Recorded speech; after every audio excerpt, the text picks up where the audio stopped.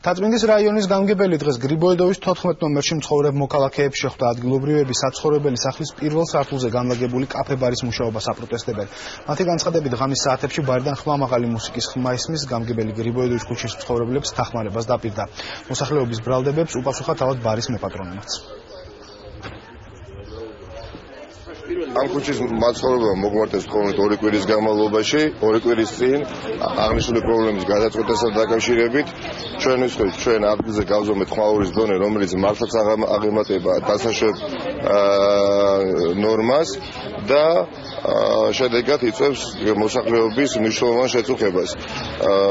მოსახლეობა ითხოვს აღნიშნული ობიექტის ფუნქციონირების შეწყვეტას, ეს საკითხი უნდა გადაწყვეტოს სასამართლოს გზით. ძალიან წუხდები, მთელი ღამე არის ღრიანცელი, თვალების ჩხუბები, ხმაური, მუსიკა, ბავშვებს ვერ ვაძინებ, ჩვენ ვერ ვიძინებთ.